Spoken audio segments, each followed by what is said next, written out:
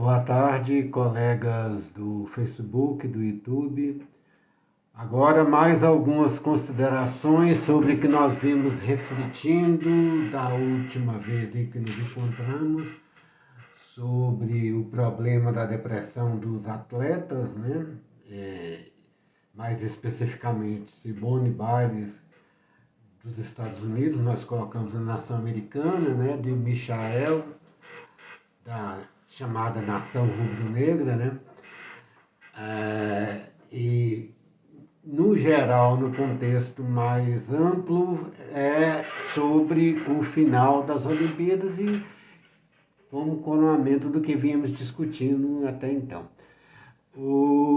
As Olimpíadas encerraram, o Brasil teve a sua melhor participação e, coincidentemente, vários atletas que tiveram medalhas importantes, agora de ouro de Isaquias, são atletas do clube do Flamengo, que no futebol é conhecido pela sua torcida, que é a maior do país, quiçá a maior do mundo, né?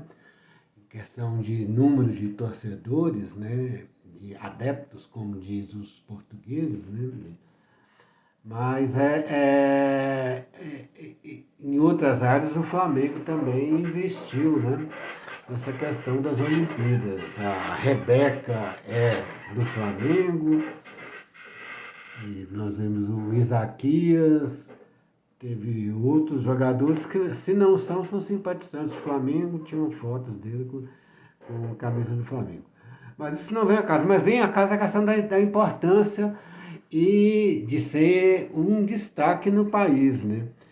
Então, a Simone Biles, ela pode fazer o que fez, né, desistir, né, e Michael, ele não desistiu, Michael, né, mas se declarar assim, né, publicamente, que que teve problema de depressão. E a retaguarda do Flamengo, os técnicos todos, né, estiveram apoiados. Mas na vida comum isso não acontece, todos nós sabemos. Na vida comum, no dia a dia, na rua do Wallace e SNC que nós falamos, né, a depressão é vista como frescura. Todo mundo sabe, né? É o verbo rasgado mesmo, é visto como frescura. E vários problemas surgem daí, né, esse embate das pessoas. Outro problema é que, em geral, os atletas fazem aquilo que gostam, em geral, né? A Simone Biles foi forçada em treinamentos muito cedo, inclusive teve processos sérios. Parece que a pessoa recebeu uma pena de mais de 30 anos, não sei, um preparador dele, por causa de assédio. Isso é uma notícia que nos veio, mas nós não sabemos, né? Mas em geral, eles fazem aquilo que gostam. E em geral também, o próprio exercício, o próprio ser do atleta, né? As atividades físicas são atividades que geram prazer, geram hormônio, nós chamamos de endorfina. Aqui, só fazer um parêntese, na nossa obra nós fazemos um paralelo das tricotomias, nós já vimos também, está rememorando, né? Na questão da tricotomia, adrenalina, endorfina e serotonina, que são hormônios do humor, né? A adrenalina é o hormônio do reflexo rápido, né? A descarga dele é maior nos chamados esportes de alto impacto ou então dos esportes radicais, né? Até é um jargão, um ditado, né? Como se fosse um coroamento, né? A pessoa falar que ele fez uma coisa e a adrenalina estava mil. Isso aí, muitos atletas falam, não, a adrenalina, como se fosse. Mas a adrenalina, ela tem um problema que ela gera ansiedade, gera desequilíbrio até físico, e muitos problemas de hipertensão é por um desequilíbrio muito grande e um excesso de adrenalina no corpo. Inclusive, um dos remédios para a hipertensão são chamados beta-bloqueador adrenérgico. Isso porque bloqueia a adrenalina para baixar o nível da pressão arterial, que se tornou um problema. A endorfina, ela gera, muitas vezes pode gerar algum tipo de depressão, mas ela gera outro transtorno psicológico, se ela estiver desequilibrada, uma pessoa muito fissurada em exercício, ou muito fissurada em organização, em atividade, que são os toques, né? Muitas pessoas têm toque. E a endorfina é isso. E a serotonina, que é o hormônio do prazer, são os vícios. E num nível muito elevado de a pessoa se entregar ao prazer, o prazer se torna algo muito individual. Nós já vimos essa questão do desejo, do prazer e gerar os delírios. As taras sexuais, que muitas vezes é só uma espécie de fetiche para estimular uma relação, mas se torna algo, uma obsessão e algo violento, né? E que gera problemas tipo a violência doméstica, né? Fora os vícios mesmo, né? As overdoses de vício. Nessa questão da endorfina e do excesso de exercício físico, ó, gera problema muscular também, né? O cansaço muscular. E para aliviar esse cansaço, é que começaram a surgir cada vez mais potentes analgésicos, né? Conhecidos como opioides. E que nos Estados Unidos está virando uma crise, né? E esses níveis todos extrapolam para um nível de sociedade que muitas vezes esses toques, quando se vê na questão do relacionamento e da competitividade, né, se tornam em agressividade, né? A pessoa tem um toque de andar armado. Essa excitação excessiva por estar sempre preparado para reagir a alguma coisa. Aí entra a adrenalina também.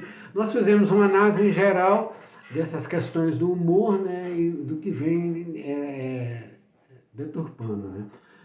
E passando para a questão da crise do país, né,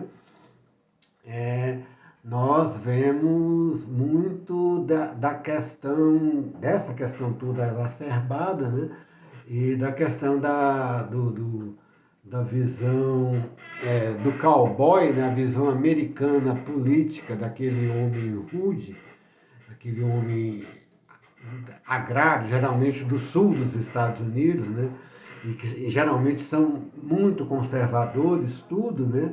E obsessivos com arma. É um toque, aquela questão do armamento, só que é um toque que muitas vezes a pessoa extravasa, né? E algum problema ele resolve aquelas neuroses de serial killer, que sai matando todo mundo. Porque a competitividade que já é inerente ao sistema liberal capitalista e é uma necessidade essa competição para se desenvolver, se torna algo neurótico, né, e gera o serial killer. No caso do Brasil e do mundo também, gera a tendência a um autoritarismo político, né? Pode descambar na ditadura. O Brasil, inclusive a direita em si, ela tem uma tendência histórica a cair para a ditadura. Principalmente problemas eleitorais são problemas recorrentes em que a direita acusa irregularidades, né? Os Estados Unidos agora que teve isso, né? Não que tivesse alguma contestação, já teve algumas, né? Mas não tão séria como agora, e capitaneado pela essa que é chamada nova direita, né? de achar que a liberdade demais, né? E essa questão da moral, né? Eles têm uma moral muito conservadora e não respeitam esse outro lado. Aí nessa questão dessa moral conservadora, nós pegamos do estudo que nós vamos fazendo, né, de Hegel na parte que uma primeira tradição da fenomenologia do espírito, ele fala na distorção. A distorção vem dentro de um aspecto geral da chamada cosmovisão moral. A tradução mais recente dessa questão colocou como uma visão moral do mundo. Mas o termo em si, com as questões do meio ambiente e da eticidade dos ecossistemas, né, tem essa visão de cosmos, né?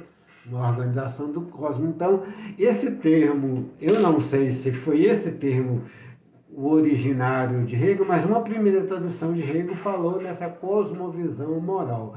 E lá Hegel fala realmente da natureza, mas é a questão da natureza humana e dos impulsos. A cosmovisão moral seria uma harmonia entre a natureza, que seria o impulso primário, que depois Freud vai colocar no id, e nós fizemos também uma tricotomia, né, nós já vimos lá do singular, particular, universal, pegamos o ser aí, o ser em si, o ser para si, né? E tem essa questão da adrenalina, nós fizemos um certo paralelo, né? Endorfina e serotonina. E temos aí, no Freud, tem o id, o ego e o superego. Pegamos uma classificação que Marx não fala, pegamos também na questão econômica, da questão da infraestrutura, a estrutura e da superestrutura, né? Uns paralelos assim que nós vamos fazendo, vemos puxando essa dicotomia. E signo, da semiologia, signo, significante e significado. Aí nós pegamos depois essa questão já no Peirce, né? Que foi um dos primeiros a trazer, ele fala do símbolo, do índice, do ícone. O símbolo seria o signo ou a sema, né? O Humberto Eco usa essa questão da sema, que é a primeira apreensão do signo, tudo é uma sema. Né? O signo já seria o total. Essa visão também do Saussure, né? Saussure, na linguagem, o signo é o total. O significante e o significado são as divisões do signo. Nós pegamos o signo como se fosse um primeiro estágio, o significante o segundo, o significado o geral. O Peirce fala em símbolo, índice e ícone. Aí nós pegando já para a questão americana, nós vemos essa questão. Então, esses esclarecimentos é que nós queremos fazer, né? E a questão principal, quando Hegel aborda a sensibilidade, nós vamos reunir e pegar um termo que nós vamos estudar em Kant, que é um termo muito apropriado nessa questão. Uma certa parte de Hegel fala que a sensibilidade é que equilibra a questão do dever e da natureza. A natureza é como se fosse esse impulso, né? A sensibilidade seria um meio termo, mais ou menos isso, né? Nessa cosmovisão moral. E faz muito sentido. E essa sensibilidade, Kant vai ter um termo importante que ele desenvolve mais, que é a questão do respeito. Tem a questão da obediência e tem a questão do respeito. Inclusive, é uma campanha até da Rede Globo em questões morais, né? Tem aquela questão do respeito, né? De respeitar as várias individualidades de Kant. E de Kant, esse respeito é algo mais da moral tradicional, do respeito ao mais velho, do mais importante, o respeito à nação, inclusive. O nacionalismo pega muito lá de Kant, da pátria, né? Que ele fala que o amor à pátria sobrepõe tudo. Isso na crítica da razão prática, lá no final, quando ele vai analisar a questão da pátria, ele coloca isso, que o amor à pátria supera até o indivíduo. Aí que o nazifascismo pegou essa questão do patriotismo. E Deus nessa mesma linha da pátria. Deus como esse fundamento da moral, do dever absoluto, Deus está mais ali. Não está nessa questão do respeito e o respeito na questão da consciência, da interconsciência. Então, são esclarecimentos que nós precisamos estar, né? E dentro dessa perspectiva. E dentro dessa questão, a democracia é uma questão de respeito, é uma questão de ter abertura para as divergências, mas o respeito. A democracia em geral, como sistema político, o respeito ao resultado das urnas. Pode ter seu defeito, mas tem que ser respeitado. Você barrar as urnas é violar o respeito democrático. Você tem, quando a pessoa, de alguma forma, pretende barrar a que se realize uma eleição, contraria a questão do respeito democrático. As coisas realmente podem ser aperfeiçoadas, mas não nesse clima de ameaça, né? E no Brasil a direita teve sempre essa questão histórica, né? De ameaçar os pleitos, né? E se não for do jeito que eles querem. O Getúlio já participou desse, que já vem desde o início na fase primeira de Getúlio, na chamada Revolução de 30, né? Foi uma revolução, mas que contestou um sistema eleitoral. Por isso que fala, que nós falamos que tem esse problema já histórico dentro do Brasil, né? Dessa discussão. E depois ficou uma questão mais histórica. Depois o Getúlio já teve uma tendência, quando ele passou a ter uma tendência mais de esquerda, né? No segundo Getúlio, que voltou nos braços do povo, né? Aí os militares não aceitavam, né? Não aceitou, disse que Getúlio não podia ser eleito, e todos aqueles da linha getulista, né?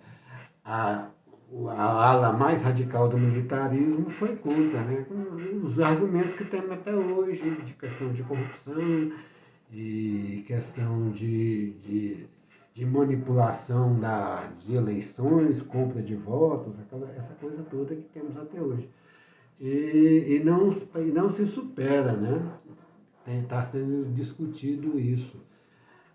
Nós vivemos até hoje um sistema que teve uma alternância, né, de poder, teve Collor, depois foi derrubado, teve Fernando Henrique, que é mais de centro, depois Lula, Dilma de esquerda. Agora o Bolsonaro foi eleito, ele de direita foi eleito, de extrema direita, com toda a propaganda dele. E ele está criticando o jogo que beneficiou ele, né? Criticando aí de uma maneira estranha, porque ele queria que ele fosse a maioria. E essa é a tendência do cowboy. O cowboy é fora da lei por causa disso, porque ele é a razão. Então ele não pode ser discordado. E isso vem nos Estados Unidos, já tinha isso embrionariamente, né? Agora ficou mais acirrado e acabou empurrando os outros lugares, outros lugares não, mas aqui no Brasil, né? Nessa questão de contestar as eleições. E é dentro desse contexto, e é um contexto muito arraizado dentro da população brasileira, essa visão. Fala muito de corrupção, mas o problema é que está tendo corrupção porque está tendo investigação. Não é que está tendo mais corrupção, é porque agora está sendo investigado. Nos períodos ditatoriais, nós sabemos, quando tinha alguma coisa, falava isso é segurança nacional, ninguém podia saber o que estava acontecendo, né? Isso quem viveu sabe disso. Hoje não. Principalmente assim, no PT, então, o PT abriu tudo quanto é investigação. Não tinha engavetador dos governos para ter, nunca teve nenhum engavetador. E nunca o PT falou em intervir na Polícia Federal. Nos governos do PT, ninguém nunca falou isso. Isso vem da direita. O engavetador vem de uma centro-direita, né? Apesar de que, na época do engavetador, né, do governo Fernando Henrique, ele fala que ele não influenciava, ele engavetava porque realmente ele fez uma base muito grande e ele fez uma aliança com todos os setores, uma situação política ali, mas não se investigou, né? O PT no início, quando ele quis ser muito radical, ele era rechaçado porque era radical, todo mundo lembra disso, né? Não, ele é xiita, até fala, que ele é xiita, não faz acordo com ninguém, não sei.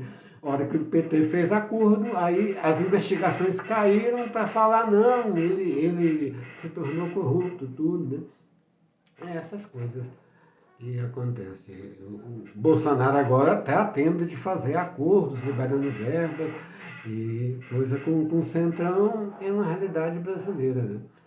E que teve que fazer acordo. Essas situações que nós estamos vendo e esperamos, né, que os ânimos esfriem e voltamos nessa questão, né, da questão do respeito, inclusive não só nessa questão política, na questão do dia a dia, no respeito à consciência de cada um, mesmo as religiões. A questão maior, essa questão de homossexualismo. E muitas vezes a religião é cristã. Cristo em si, ele realmente falou do casamento, que o homem deixará o seu pai unirá a sua mulher e formarão essa carne. Mas ele não falou que não tem declaração que um homossexual já está condenado de per si para ir no inferno. Não tem isso, não tem declaração nenhuma sobre o homossexualismo ali dentro de Cristo. Tem questão de escândalo, e escândalo pode ser uma pessoa hétero, uma pessoa homossexual pode causar escândalo, como causam escândalos. Tem a questão dos escândalos. Mas aí tem a questão do respeito à individualidade e o problema de cada um, que é o julgamento, isso tem na Bíblia também, né? As consciências, Deus é que conhece. Deus conhece o mais fundo do coração. Até tem uma outra passagem numa carta acho que de São João, uma das cartas dele, ele fala isso, mas que se o teu coração te engana, Deus é maior que teu coração. Deus conhece o profundo do ser da pessoa. Então, muitas vezes pode ser que uma pessoa tenha algum comportamento assim, mas o fundo do coração dele revela outra coisa. Isso é que nós queríamos deixar mais claramente aqui. Boa tarde.